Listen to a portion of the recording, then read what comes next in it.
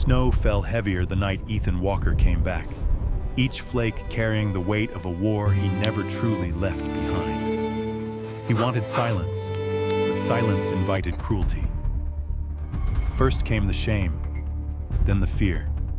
A man humiliated, a loyal dog bleeding in the snow, and for one terrifying moment, hope felt farther away than the mountains themselves. But when everything seemed lost, something shifted. Courage didn't roar. It stood still. Help arrived. Truth surfaced. And against the cold, against the darkness, a broken soldier and his faithful companion found something stronger than violence. They found healing. They found home. Winter arrived before Ethan Walker did. Snow pressed down on the mountain town in slow, patient sheets, burying old tire tracks and softening the edges of buildings that had not changed in decades. The sky stayed the color of cold steel, low and unmoving, as if it had settled in for a long stay. People here measured time by seasons, and winter was the one that taught you who you were allowed to be.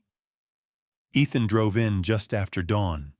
His pickup was old, the kind that rattled not because it was broken, but because it had learned to survive by refusing to complain. The bed was empty. Everything Ethan owned fit inside the cab and a single canvas pack behind the seat.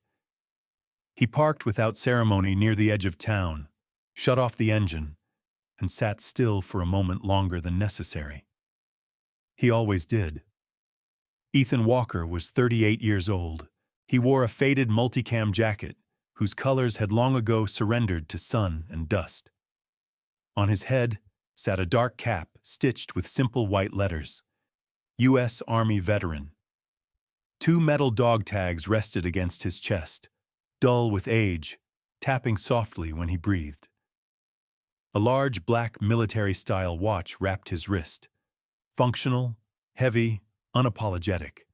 His eyes were the kind that didn't rush, dark, steady, distant, eyes that still scanned without looking like they were scanning. The war had taught them that. Beside him, Rex lifted his head. The German shepherd's coat was brown and black, thick against the cold, his body lean and athletic even as age had begun to slow him. His ears stood upright, alert. Around his neck was not a pet collar, but a worn tactical collar with a stitched name. Rex. He did not pant. He did not whine. He watched. They stepped out together. The cold cut through Ethan's gloves immediately. Snow creaked under his boots as he crossed the road toward the small cabin his parents had left behind years ago. It sat just beyond the last row of buildings, half swallowed by pine trees and time.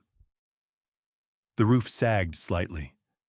The porch boards groaned in protest. The place looked like it had been waiting, not patiently, but faithfully. Inside, the cabin smelled of dust, old wood, and cold metal. Ethan set his pack down, checked the heater, and lit it with practiced efficiency.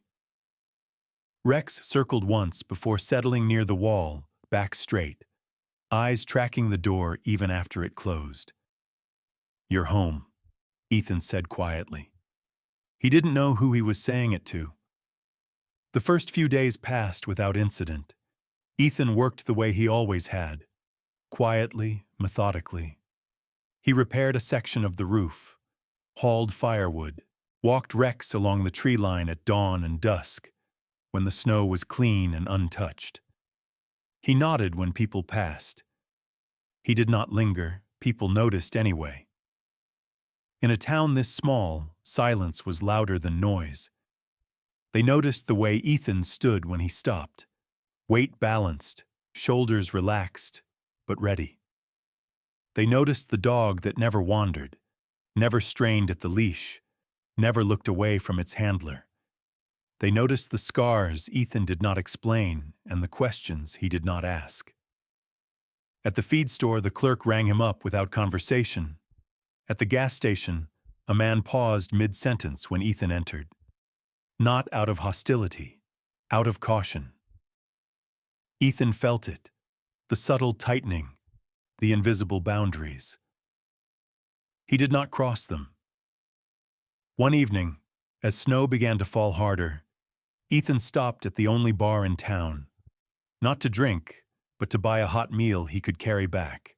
Rex lay at his feet beneath the table, body still, ears angled forward. The bar was dim, low-ceilinged, heavy with the smell of old wood and fried food. A few heads turned, then turned away. Ethan waited, he paid, he left. Outside, the wind howled through the street, pushing snow sideways. Ethan pulled his collar up and headed home. Rex walked close, matching his pace exactly. Halfway back, Ethan stopped. He didn't know why at first. Then he felt it, that pressure at the base of his neck, the sense of being watched. He turned his head slightly. Across the street, a group of men stood near a truck, laughter cutting through the wind. One of them met Ethan's eyes. The look wasn't curious, it was measuring. Ethan held the gaze for a second longer than necessary. Then he looked away and kept walking. Rex's ears flicked, but he did not move. Back at the cabin, Ethan shut the door and leaned against it for a moment. The heater rattled. Snow tapped at the windows. He took off his jacket, set his cap on the table, and stared at it longer than he meant to. The words U.S. Army veteran looked heavier in the dim light.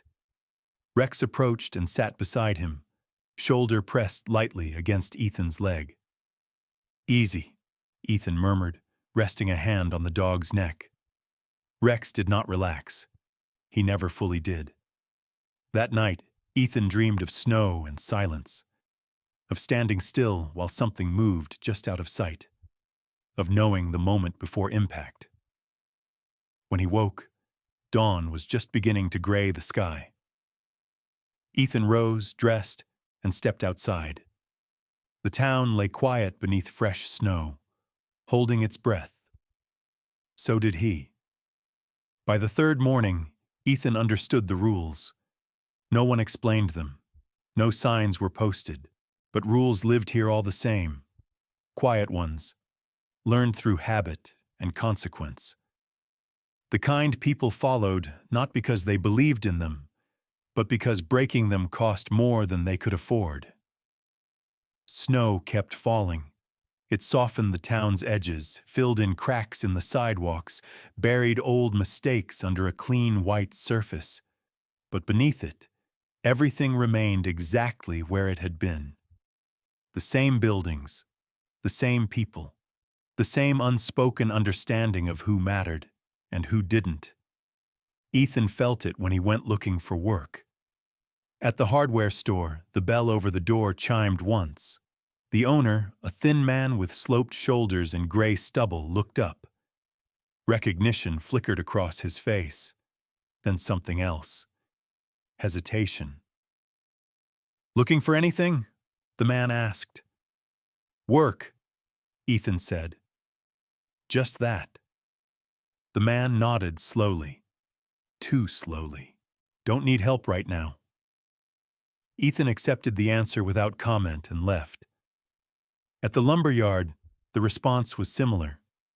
A pause. A glance over Ethan's shoulder. A polite refusal that felt rehearsed. At the diner, the waitress offered coffee and a smile that didn't reach her eyes. She didn't ask his name. By noon, Ethan stopped asking. Rex walked beside him through it all, head level, ears turning toward every change in tone, every shift in posture. He noticed what Ethan pretended not to.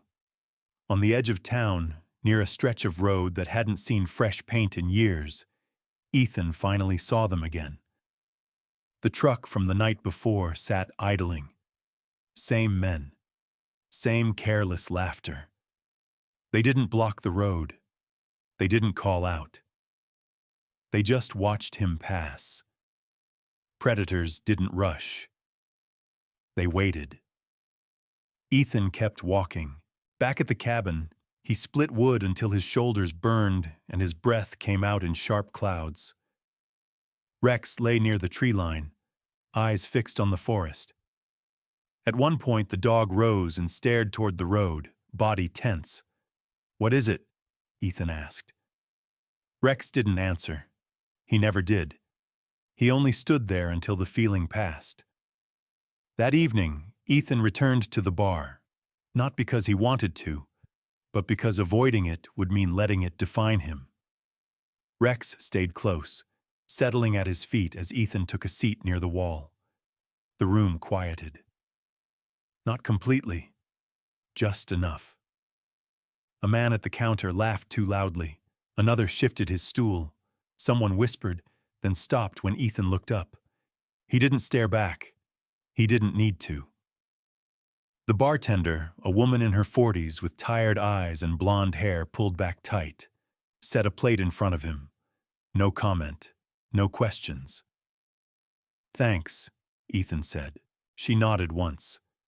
Her eyes flicked briefly to Rex's collar, then away. That told Ethan more than words would have. From his seat, Ethan could feel it now, the shape of the town's fear. It wasn't loud or panicked. It was practiced, smooth, like people who had learned exactly how much silence kept them safe. A chair scraped behind him. One of the men from the truck stopped nearby. He smelled of cold air and beer. "New around here," the man said casually. Ethan kept eating. "Passing through." The man smiled, not friendly. "Town's small. People notice things." Ethan looked up then, meeting the man's eyes calmly. "I'm sure." The smile faltered, just for a moment. Then the man stepped back, laughing as if the exchange had meant nothing at all. It meant something. Outside, the wind had picked up again.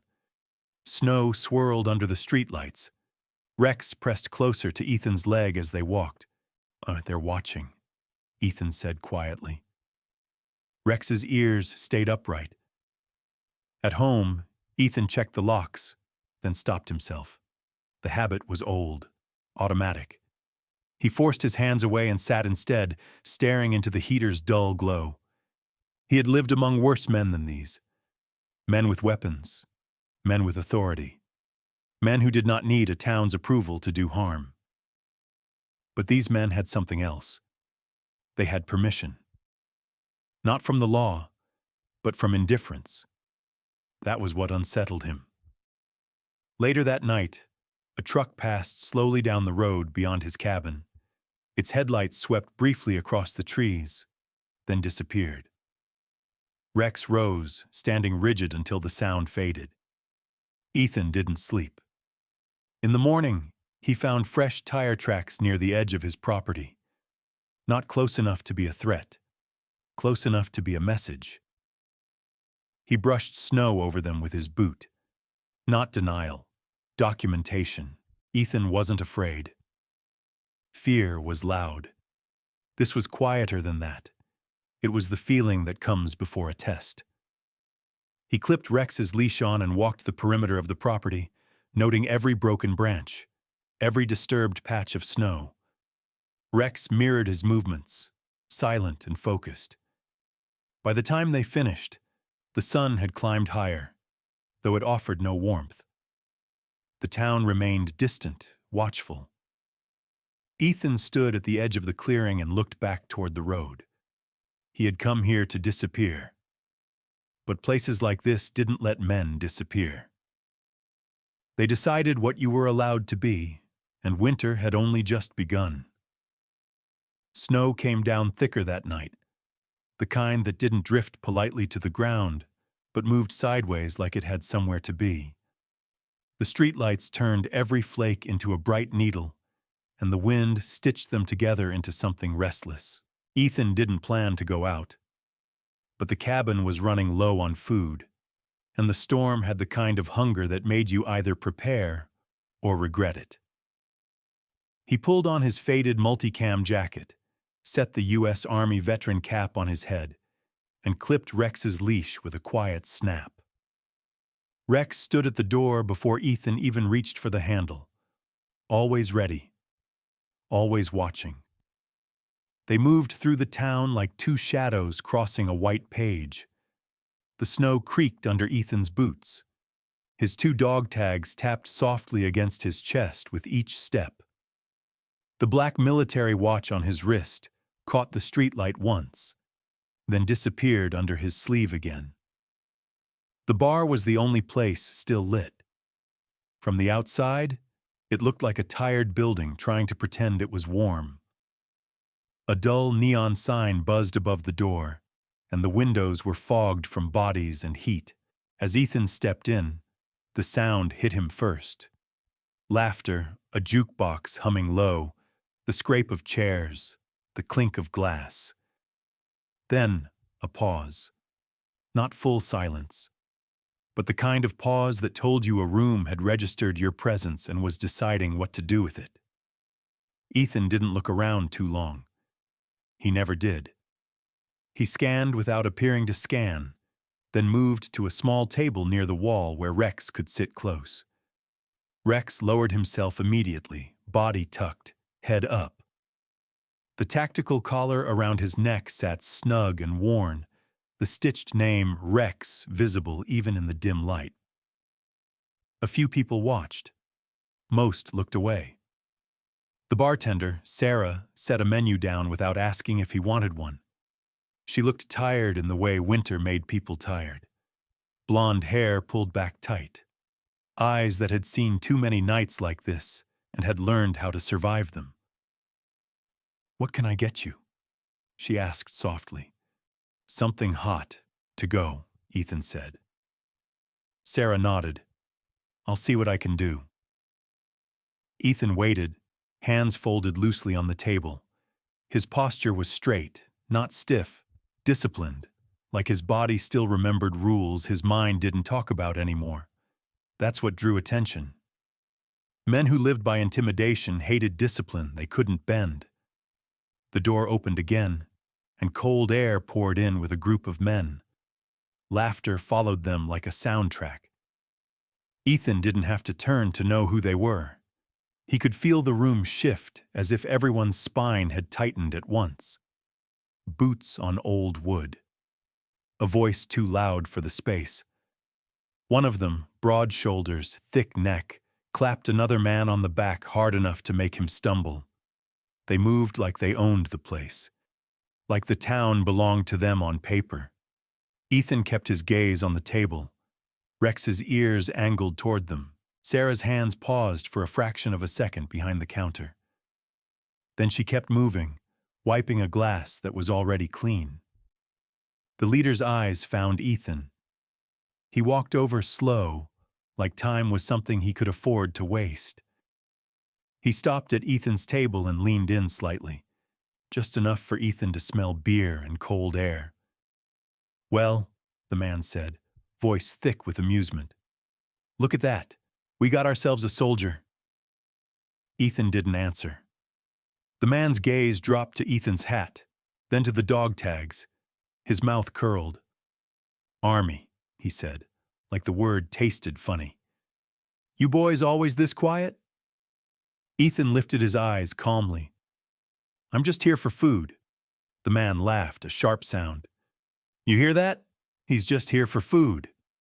His friends chuckled behind him, like they'd been trained. Rex shifted slightly, not lunging, not growling, just repositioning so his body was between Ethan and the man's legs, protective without aggression. The man noticed. He leaned down closer to Rex and whistled through his teeth. "Nice dog," he said. "What's he do? Sit? Beg? Bite?" Rex didn't move. His amber eyes stayed locked on the man's face, unblinking. Ethan's hand lowered to Rex's collar, not gripping, not pulling, just touching. A silent command. "Hold." The leader straightened and looked back at Ethan. His smile sharpened. "You think that's loyalty?" he asked. "You think that means anything here?" Ethan didn't blink. "I'm not looking for trouble." The man's smile widened, as if he'd been waiting for that exact sentence. "Trouble," he repeated, amused. Then he reached behind him, took a full beer from one of his friends, and turned back toward Ethan with a theatrical sigh, like he was about to do a magic trick. Ethan saw it coming. He saw the angle of the wrist, the shift of the shoulder, the tiny tightening in the man's jaw, the way his friends leaned in just a little, hungry for the moment. War taught you that the loudest danger often announced itself with small movements first. Ethan stayed still. The man tipped the cup. Beer spilled out in a heavy stream, splashing across Ethan's cap, running down his forehead, dripping off his eyebrows and into the collar of his faded multicam jacket. Cold, sticky, humiliating. Laughter exploded. A couple of people gasped, then pretended they hadn't. Someone in the back muttered, "Jesus," under their breath. Sarah froze behind the bar, glass in her hand, eyes wide but careful. Ethan didn't move. For a moment, the entire room seemed to wait, like a breath held in the lungs of every person watching. Rex rose. Not with a bark, not with a snarl, just a smooth, controlled stand, shoulder to knee with Ethan, ears straight up, eyes hard. The dog's body was tense enough that Ethan could feel it through the leash. Ethan lowered his hand and rested it firmly on Rex's tactical collar. "Stay," he said quietly. It wasn't a plea. It was a command. Rex held. That alone sent a ripple through the room. People expected chaos. They expected Ethan to lunge. They expected Rex to snap. Instead, there was only silence, controlled, dangerous in its restraint. Ethan slowly reached up and removed his cap. Beer dripped from the brim. He held it in his hands for a second, looking at the damp letters. U.S. Army Veteran. His dog tags tapped once against his chest as he stood. He didn't glare. He didn't shout. He didn't swing. He simply looked at the man, eyes calm as winter. "You're done," Ethan said, voice low enough that only those closest heard it. The leader scoffed, but the sound came out a fraction weaker than before. Ethan turned, walked to the counter and placed cash down, more than the meal cost, even if Sarah hadn't brought it yet.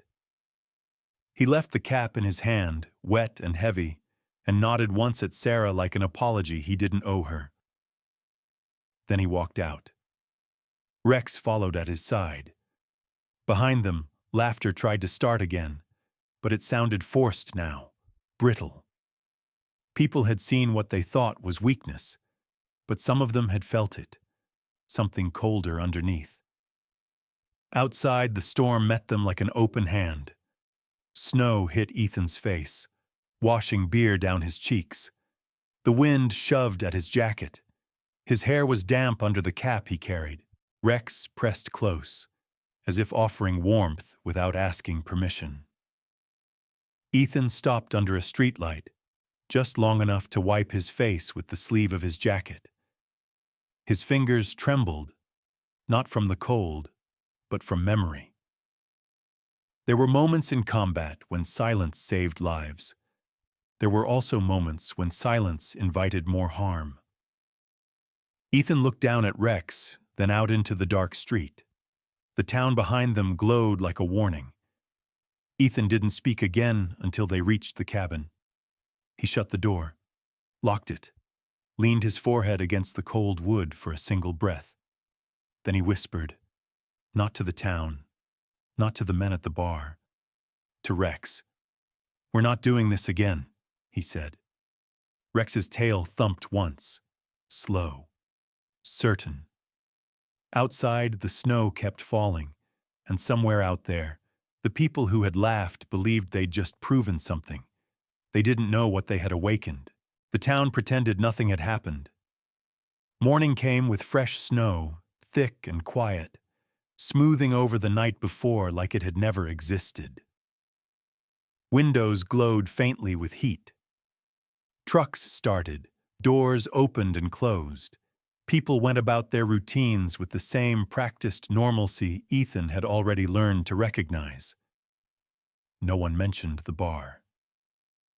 At the gas station, a man who had nodded at Ethan days earlier now kept his eyes on the counter.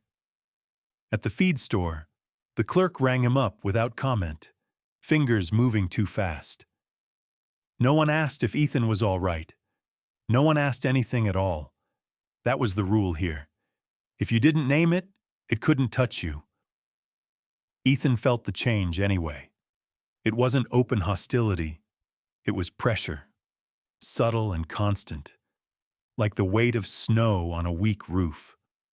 Conversations stopped when he passed. Laughter cut short. Doors closed a little quicker than before. Rex noticed it first. On their morning walk along the tree line, the dog stopped twice, ears pivoting sharply toward the road. Once he growled low in his chest, not loud enough to draw attention, but enough that Ethan felt it through the leash. "You hear something?" Ethan asked. Rex didn't move.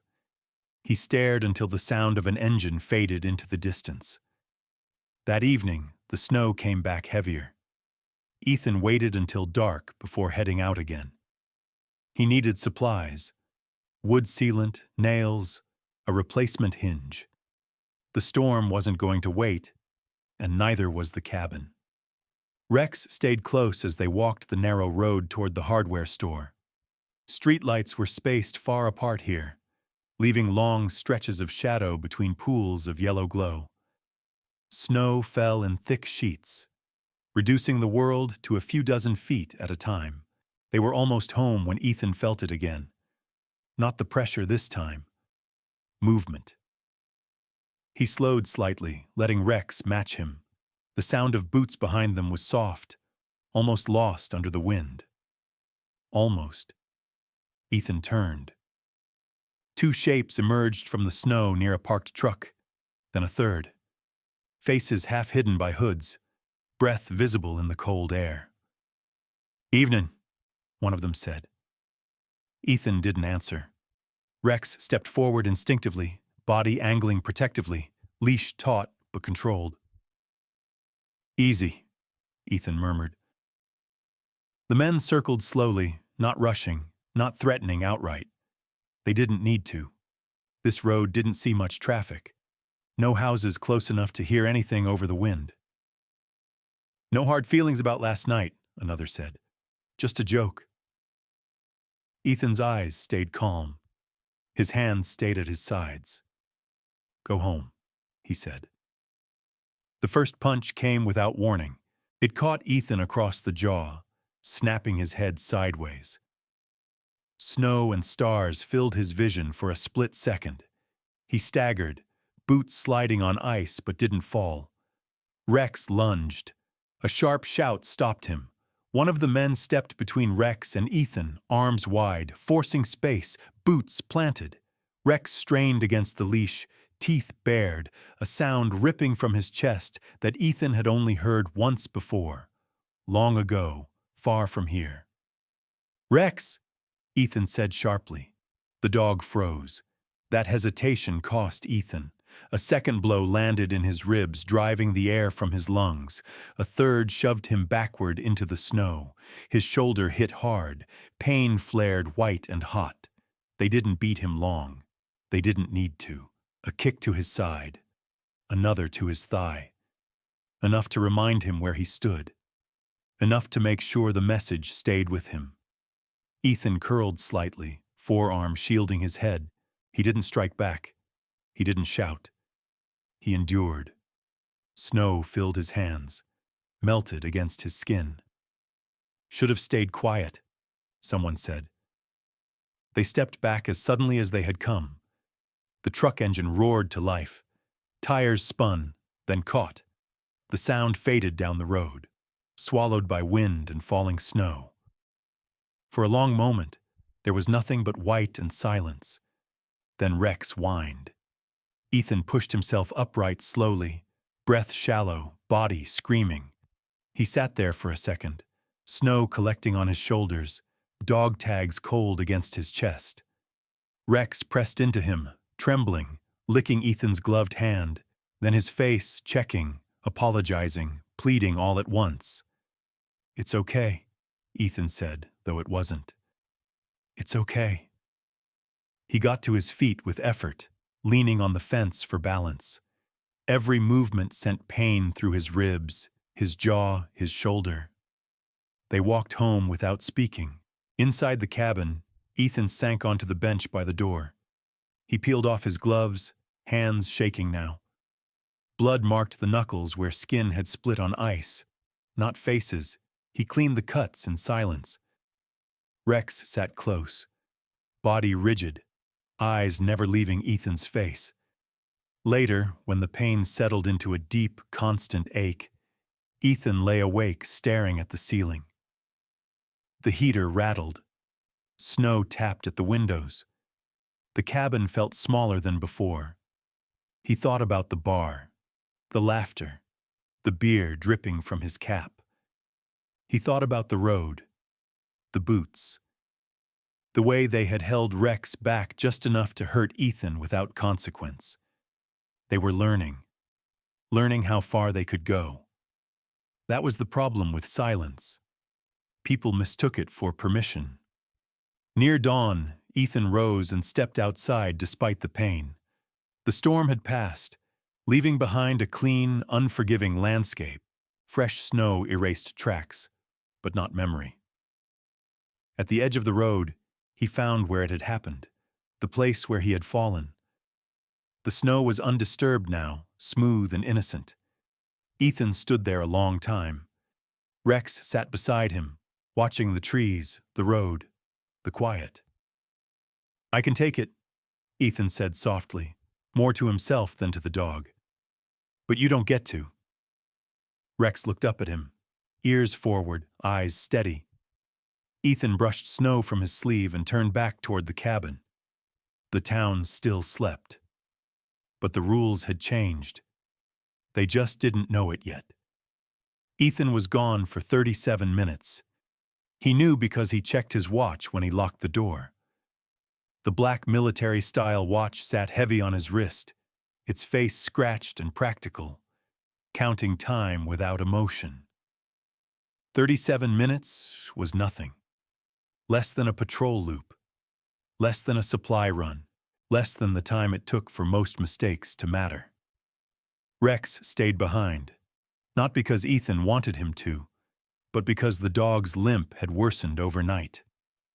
The old injury in his hind leg had stiffened in the cold, and Rex had hesitated on the porch that morning, weight shifting carefully, as if pride alone was keeping him upright. "You stay," Ethan said quietly. Rex didn't lie down. He sat, straight-backed, alert, eyes locked on Ethan's face. "I'll be back," Ethan added. Rex's ears flicked once. He watched until Ethan disappeared down the road, then turned his gaze outward, toward the trees, the snow, the silence. The storm returned while Ethan was gone. Snow fell heavier now, thicker, swallowing sound and distance. By the time Ethan turned the truck back toward the cabin, visibility had dropped to little more than headlights and instinct. He felt it before he saw it. That wrongness. The porch light was still on, but the shape beneath it was wrong. Empty. Ethan parked crooked, door already opening before the engine cut. "Rex?" he called. No answer. His breath fogged hard in the cold as he moved forward, boots crunching fast over fresh snow. That was when he saw the tracks. Boot prints. Multiple sets. Fresh enough that the snow hadn't softened their edges yet. They cut straight past the cabin, angling toward the tree line behind the property. Ethan didn't think. He ran. Pain tore through his ribs, sharp and immediate, a reminder of the beating he hadn't treated properly. His jaw throbbed, his shoulder burned. He ignored all of it. He followed the tracks until the white changed color. Red bled through the snow like spilled ink. "Rex!" Ethan shouted. The dog lay near the trees, half on his side, half curled as if trying to protect himself. Snow clung to his fur, already melting where blood soaked through the thick brown and black coat. His chest rose too fast, too shallow. His eyes fluttered when Ethan dropped to his knees. "No," Ethan whispered. "No, no, no, stay with me." His hands moved on instinct, pressing down, searching for the wound, applying pressure the same way he once had on men who had screamed louder and bled less. Rex made a sound, low, broken, more breath than voice. Ethan looked around wildly. No one was there. No engines. No laughter. No footprints leading away in a hurry. They hadn't wanted a confrontation. They had wanted to finish it quietly. Ethan scooped Rex up despite the dog's weight, despite the pain screaming through his own body. Blood soaked into Ethan's jacket, warm against the cold air. Rex's head lolled briefly, then pressed weakly into Ethan's chest. "Stay with me," Ethan said over and over. "Stay with me." The drive to the veterinary clinic felt endless. Snow hammered the windshield. The road disappeared and reappeared in fragments of memory. Ethan drove by feel, one hand tight on the wheel, the other braced against Rex's body to keep him steady. Every second stretched. Every mile felt stolen. When he finally skidded into the clinic's parking lot, he didn't shut the truck off. He jumped out, shouting for help, boots slipping on ice as the door flew open. Inside, the smell of antiseptic and warm air hit him all at once. They took Rex from his arms without ceremony. Questions came fast. Ethan answered faster, short, precise, the way he always did when panic threatened to break through. Then they were gone. The door closed. Ethan stood there with blood on his hands, staring at the floor. Time slowed to something unbearable. Minutes passed. Or hours, he couldn't tell. He sat in a plastic chair beneath flickering lights, elbows on knees, hands clasped together so tightly his knuckles went white. His dog tags rested against his chest, cold and familiar. The words U.S. Army veteran felt heavier than they ever had. This wasn't combat. There were no orders, no cover, no next move, just waiting. When the veterinarian finally came out, her face was careful, not hopeful, not hopeless. "He lost a lot of blood," she said. "We stabilized him. He's alive, but he's not out of danger." Ethan nodded once. His throat closed, but he forced the words out. "Can I see him?" She hesitated, then nodded. Rex lay beneath a blanket, tubes running from his leg, chest rising slower now, steadier. His fur had been cleaned, but the smell of blood still lingered beneath the antiseptic. Ethan knelt beside him. "I'm here," he whispered. Rex's tail twitched once. Barely. That almost broke him. Ethan stayed until the vet told him Rex needed rest. Outside, the storm had eased, leaving the world buried and silent. Ethan stood beneath the clinic's light, snow collecting on his shoulders, and felt something inside him shift. He had endured humiliation. He had endured pain. He had endured being beaten in silence. But this was different. They had crossed a line, not because they had hurt him, but because they had tried to kill the one thing that had kept him human. Ethan looked out at the snow-covered road and made a decision, the kind that couldn't be undone. The clinic smelled like bleach and warm air trying too hard. Ethan sat in the waiting room with his hands folded, elbows resting on his knees, shoulders squared like posture alone could keep the world from shifting again. The overhead lights hummed. Somewhere behind a closed door, a dog barked once, sharp, startled, then fell silent. Every time the hallway door opened, Ethan's head lifted, not dramatically, not pleading, just alert, as if he'd been trained to wake up before the sound arrived. Rex was still inside. The veterinarian, Dr. Morgan, had told him stable the way people said not dead yet. The words didn't mean safe. They meant waiting, and Ethan had become an expert at waiting in places where time didn't care. He watched his watch.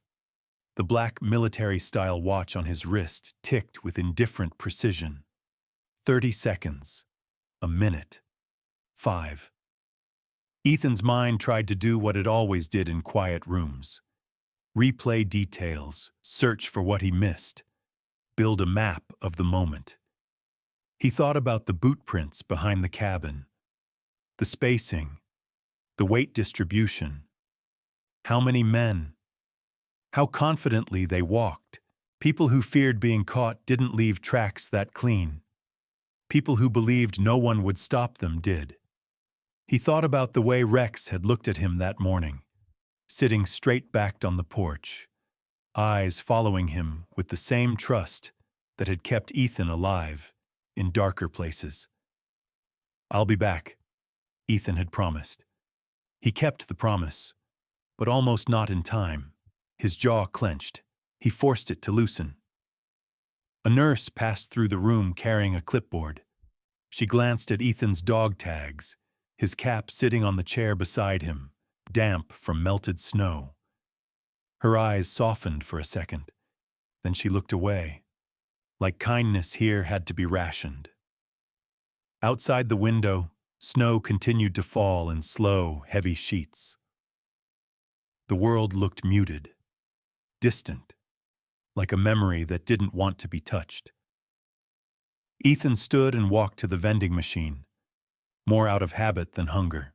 The machine offered candy bars and stale chips behind fogged plastic. Ethan stared at it, then turned away. He didn't need sugar. He needed control. The hallway door opened.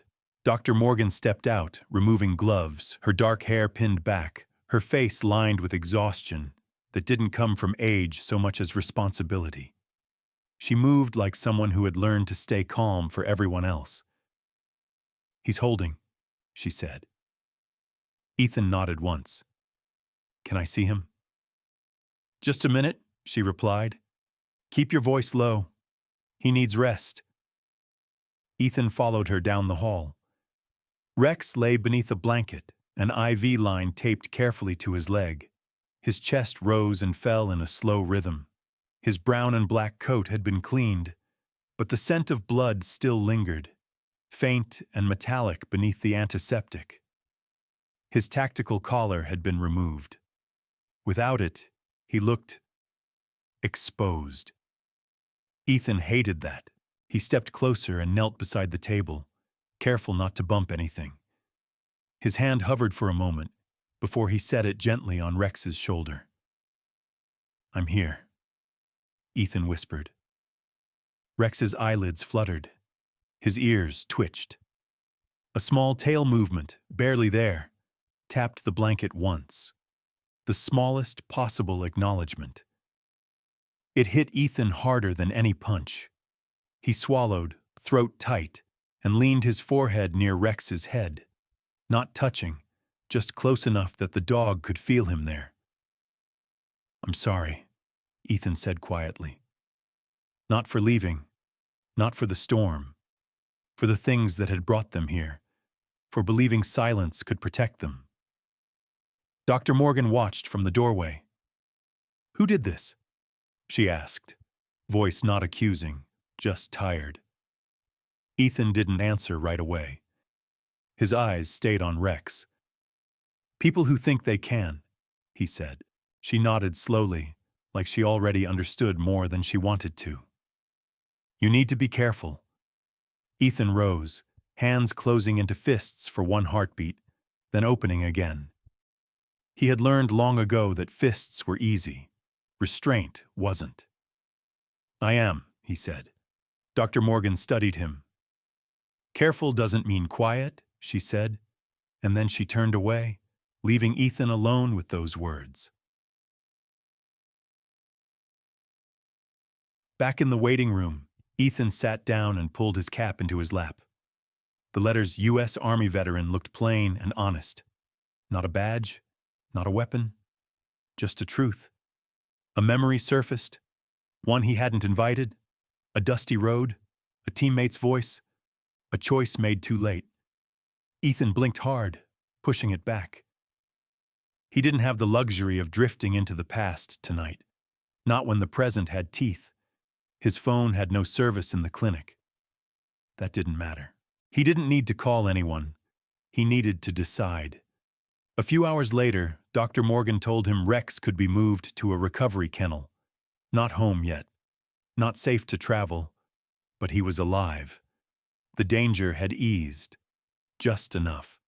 Ethan stepped outside into the cold. The snow had lightened into a fine, steady fall. The parking lot lights painted the flakes gold. The world looked almost peaceful, like the kind of postcard people mailed without telling you what the winter really did to your bones. Ethan stood under the light for a long moment, his breath rising in slow clouds. He felt the ache in his ribs when he inhaled.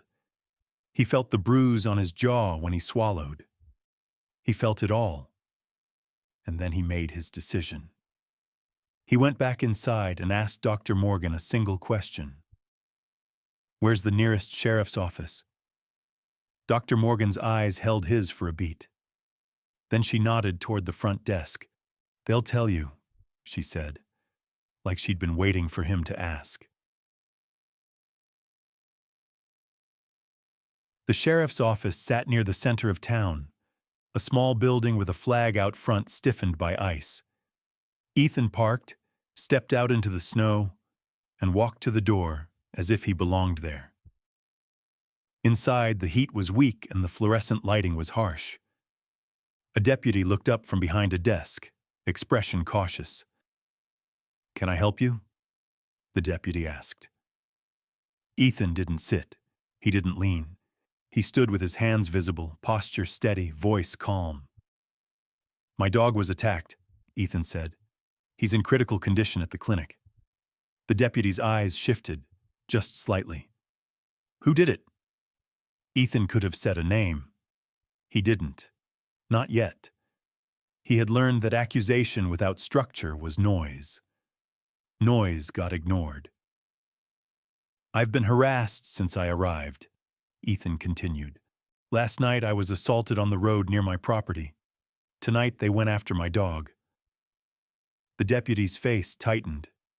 "You have proof?" Ethan nodded once. "Tracks, timing, pattern. I can show you where. I can give descriptions of the men, their truck." The deputy hesitated.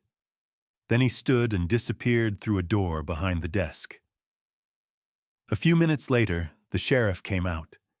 Thomas Reed was older, broad-shouldered, with a thick mustache and a face weathered by years of compromise. His eyes weren't cruel, but they were tired, like a man who had been choosing the lesser evil for too long. Reed looked Ethan up and down. Cap, dog tags, multicam jacket, black watch. Then his gaze settled on Ethan's face, lingering on the bruising Ethan hadn't bothered to hide. "You're Ethan Walker," Reed said. Ethan didn't ask how he knew. Towns like this knew everything. "Yes," Ethan replied. Reed nodded slowly. "I heard about the bar." Ethan didn't react. Reed exhaled, breath visible even inside. "And now your dog." Ethan's jaw tightened again. He forced it loose. "He didn't deserve that," Ethan said, voice low. Reed watched him carefully. "No," he said. "He didn't." The pause stretched. Then Ethan did the thing he hadn't done since leaving the service. He gave a report. Not dramatic, not emotional, just precise. Times, locations, the kind of details that built a case instead of a story. He described the men, their speech, their truck, the way they moved, the boot prints behind the cabin, the tire tracks, the assault on the road, the pattern of escalating pressure. Reed listened without interrupting. When Ethan finished, the sheriff rested both hands on the edge of his desk. "You understand what you're stepping into?" Reed said quietly. Ethan met his gaze. "I do." Reed's eyes narrowed. "And you're not asking for revenge." Ethan's voice was steady. "I'm asking for it to stop." Reed held that for a moment, then nodded once, slow and deliberate. "All right," he said. "We'll start with the scene. Then we'll talk to the clinic. Then we'll talk to people." Ethan didn't smile. He simply nodded back. Outside, the snow continued to fall, soft and relentless. But inside that small office, something shifted. Not loud, not heroic, just real. The town had learned to look away. Ethan had just forced it to look. The sheriff didn't announce a war. He didn't need to. In towns like this, anything loud became gossip before it became justice. Sheriff Thomas Reed moved the way winter moved. Quiet, unavoidable, and patient enough to let people make their own mistakes. For 2 days, nothing changed on the surface. Snow kept falling. Trucks still rolled down Main Street. The bar sign still buzzed through the evening like a tired insect. People still lowered their voices when certain names came up. But underneath, the town shifted. Ethan saw it in small ways. A deputy drove past his cabin twice, slower than normal, headlights sweeping the tree line. The clinic called once. Short update on Rex, nothing dramatic, but enough to anchor Ethan's breathing. At the hardware store, the clerk's hands shook while ringing him up. Then the man whispered without looking up. "You didn't hear it from me, but they're nervous." Ethan didn't ask who they were. He already knew. Rex remained at the clinic, alive, sedated, weak. The vet said moving him too soon could tear everything open again. Ethan hated leaving him there, but he hated the alternative more. At night, Ethan sat in his cabin listening to the wind rake the roof. He didn't drink. He didn't watch TV. He cleaned his tools and checked his locks once, then forced his hands away, like Dr. Morgan's words had become an order. Careful doesn't mean quiet. On the third evening, the storm returned with teeth. Snow blew sideways, thick enough to make the world feel erased. The kind of weather that swallowed sound and buried tracks before anyone could follow them. The kind of weather men chose when they believed they could act without consequence. Ethan's phone buzzed once. A message from an unknown number. "Come outside. One chance." Ethan stared at the screen for a long time. He didn't reply. He slipped on his faded multicam jacket, placed his U.S. Army veteran cap on his head, and let his dog tag settle against his chest. The black watch on his wrist caught the light as he turned his hand, checking the time out of habit. Not because time mattered, because discipline did. He stepped onto the porch. The wind hit him hard. Snow stung his cheeks. The porch light cast a narrow cone of visibility, turning the storm into a spinning wall of white. A truck sat in the road beyond the clearing, engine running, headlights aimed at the cabin like a spotlight. Ethan walked forward. His ribs still ached. His jaw still carried a bruise. But his stride didn't change. Not fast. Not hesitant. Just steady, as if he'd done this before in worse places. The truck door opened. A man stepped out, then another, then another. Shapes moving in the snow like shadows peeling away from the darkness. The leader came last, shoulders broad under a heavy coat, moving with the confidence of someone used to people shrinking when he arrived. "You really called the sheriff," the leader said, voice loud enough to cut through the wind. Ethan didn't answer right away. He watched their spacing, their angles, the way one of them stayed a step behind, hands in his pockets, eyes twitching. The way another man kept drifting left, trying to get behind him. Old habits. Old math. Ethan's voice was calm when he spoke. Leave. The leader laughed, but it didn't sound natural. It sounded like someone forcing air out of his lungs to prove he wasn't scared. You think you're the law now? The leader called. Think you can stroll in here with your little medals? I don't have medals, Ethan said, cutting him off. Quiet. Flat. The leader's smile tightened. No, he said. You got a dog.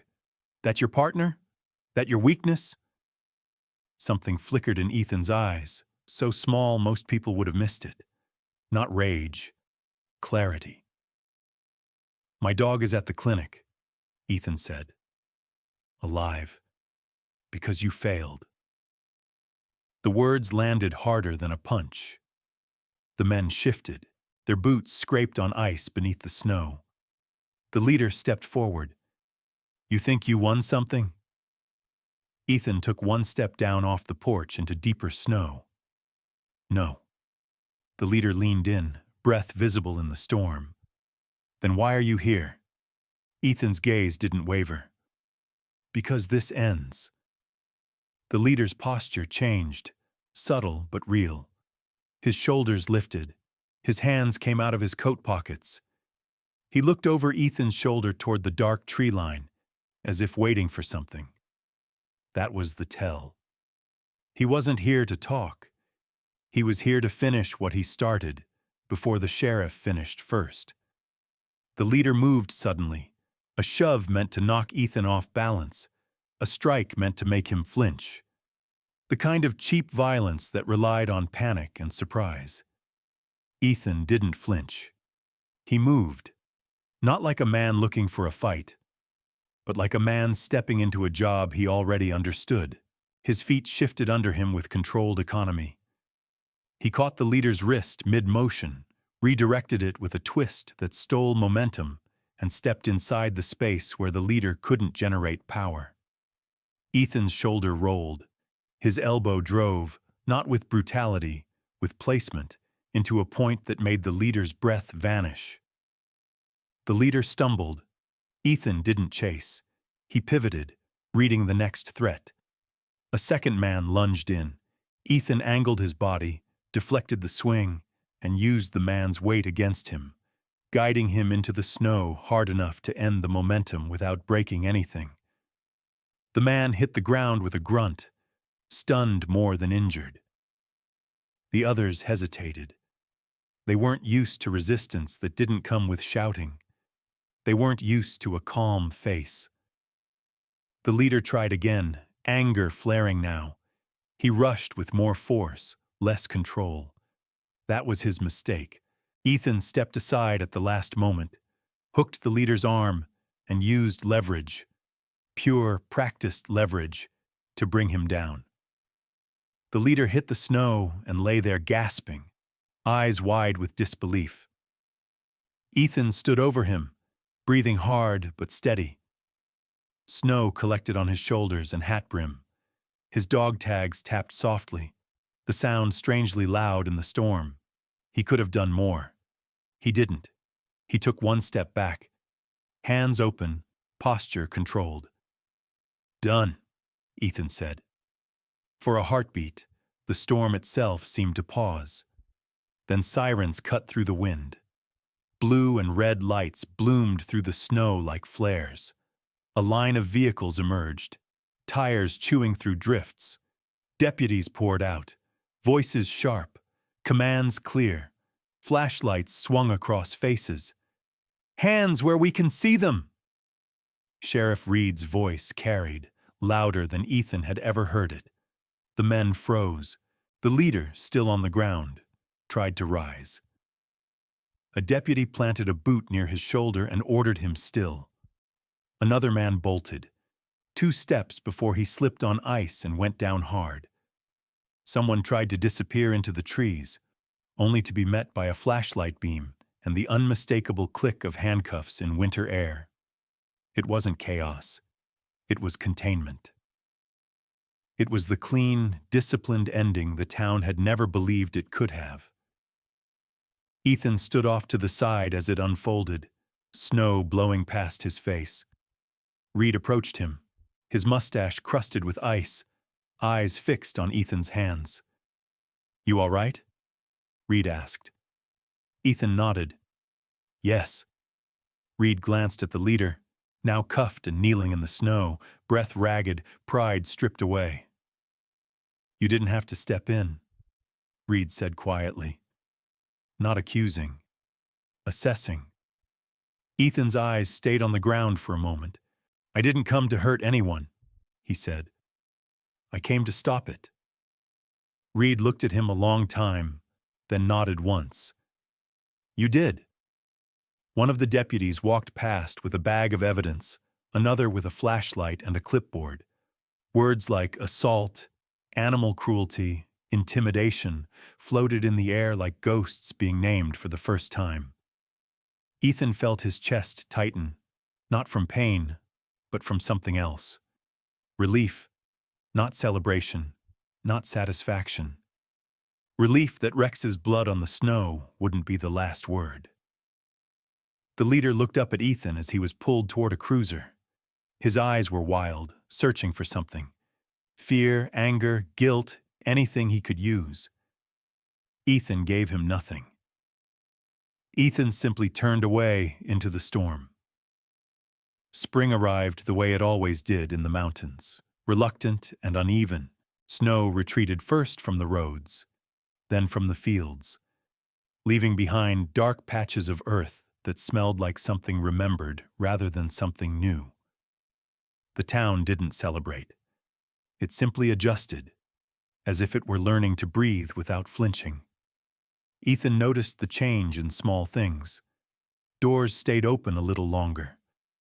Conversations didn't stop when he entered a room.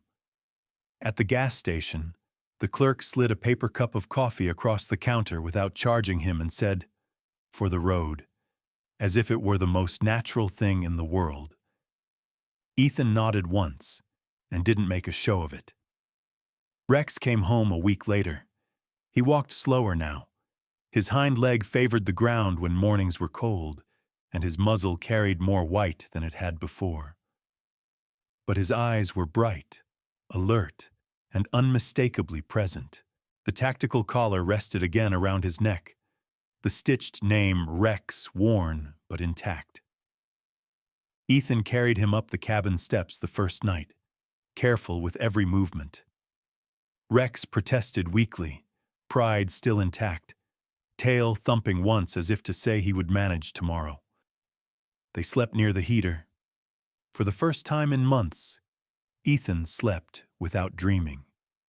The sheriff stopped by 2 days after Rex returned. Thomas Reed didn't wear his uniform jacket, just a plain coat. Hands tucked into the pockets like he didn't want to be seen as an authority figure. Just a man who had lived here too long to ignore what had finally changed. "They're done," Reed said quietly, standing on the porch. "Charges are solid. State's taking interest." Ethan didn't ask for details. "That wasn't why I came," Reed added. "I came to say, thank you." Ethan shifted his weight, uncomfortable with the word. "I didn't do much." Reed smiled faintly. "You did enough." After Reed left, Ethan sat on the porch steps beside Rex and watched the road. The dog lay with his head on his paws, eyes following movement out of habit more than threat. Children passed on bikes and waved. Rex lifted his head and acknowledged them with a single dignified thump of his tail. The town had begun to recognize him, not as a weapon, not as a symbol, but as a presence. That mattered. Ethan repaired the cabin roof when the weather allowed. He replaced rotting boards along the porch and cleared brush from the path behind the house. He worked the way he always had, methodical, quiet, measuring twice before acting once. Word spread. A woman knocked one afternoon with a trembling hound wrapped in a blanket. She apologized for coming unannounced. Ethan didn't ask questions. He knelt, examined the dog carefully, and showed her how to support the injured leg. Rex watched from a few feet away, calm and steady, the living proof that patience built trust. Soon there were more knocks. Fences to fix, dogs to train. Advice asked, not demanded. Ethan didn't charge much. Sometimes he didn't charge at all. He found he didn't need to. At the bar, Sarah ran the place with a steadier hand now. The brittle edge had left her shoulders. When Ethan came in for coffee, she met his eyes without flinching. "Town feels different," she said one evening, sliding him a mug. "It does," Ethan agreed. "Quieter," she added. He considered that. Quieter isn't empty. She smiled at that. On clear nights, Ethan and Rex walked the tree line as they always had. The snow was gone now, replaced by soft ground and new growth. Birds returned. The wind smelled like pine and damp earth. Rex moved carefully but confidently, stopping now and then to scan the dark. Old habits didn't disappear. They evolved. One evening, as the sun dropped behind the mountains, Ethan sat on the porch with Rex at his side. The world settled into a low, steady hum, the kind that didn't demand anything. Ethan rested his hand on Rex's back, feeling the slow rise and fall beneath his palm. "We're okay," he said quietly. Rex leaned into the touch, content. Ethan thought about everything he hadn't done. He hadn't struck back when it would have been easy. He hadn't chased anger once the storm broke. He hadn't let the worst moments decide who he would be next. The war inside him finally understood what the war outside never had. Victory wasn't about destroying an enemy. It was about refusing to become one. Night settled gently over the cabin. Lights glowed in distant windows. Somewhere down the road, laughter drifted. Not forced this time. Not brittle. Just human. Ethan stood, turned off the porch light, and went inside. Rex followed. For the first time in a long while, nothing followed them back.